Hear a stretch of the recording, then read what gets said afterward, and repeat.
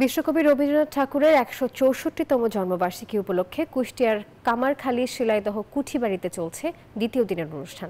এই বিষয়ে বিস্তারিত জানাতে যুক্ত হবেন আমাদের সহকর্মী মাহতাবউদ্দিন লালন। লালন, কবিগুরুর জন্মবার্ষিকী উপলক্ষে আয়োজিত অনুষ্ঠানের আজ যেহেতু দ্বিতীয় দিন, আপনি সেখানে কেমন আয়োজন দেখছেন? এখন কি আনুষ্ঠানিকতা চলছে? না বিচার এখন আলোচনা সভার যে আনুষ্ঠানিকতা সেটি কিন্তু আসলে মাত্র শুরু হয়েছে। কবিগুরু রবীন্দ্রনাথ ঠাকুরের ১৬৪তম জন্মবার্ষিকী উপলক্ষে যে আয়োজন, সেই আয়োজনের তিন দিনের আয়োজন কিন্তু আসলে জেলা প্রশাসনের উদ্যোগে কুষ্টিয়ার কুমারখালী শিলাইদহ কুঠিবাড়ি প্রাঙ্গণে কিন্তু আসলে করা হয়েছে। আমি কথা বলেছিলাম কুষ্টিয়ার জেলা প্রশাসকের সাথে, যিনি বলছেন যে আজকে দ্বিতীয় দিনের অনুষ্ঠানে কিন্তু আসলে এই যে আলোচনা সভা, সেই আলোচনা সভায় প্রধান অতিথি হিসেবে বান্ডেল থাকলে প্রতি সেনমানিতে টাকা বাঁচবে। বিকাশ সেনমানি বান্ডেল কিনে জিতুন প্রতি লেনদেনে।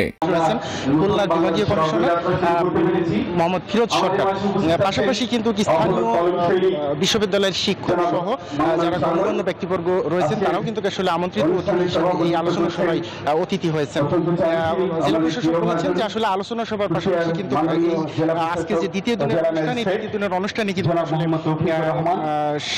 সাংস্কৃতিক অনুষ্ঠান, কবিগুরুর যে আসলে বিভিন্ন কবিতা রয়েছে সেই কবিতা পাঠের আসর, পাশাপাশি তার যে লেখা নাটকগুলো রয়েছে সেই নাটক থেকে একটি নাটক মঞ্চস্থ হওয়ার কথা রয়েছে এবং এই অনুষ্ঠানটি কিন্তু রাত 11টা পর্যন্ত চলবে বলে জেলা প্রশাসক জানিয়েছেন।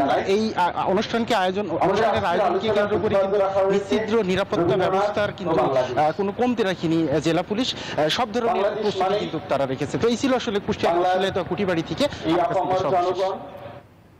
লালন, আপনাকে ধন্যবাদ।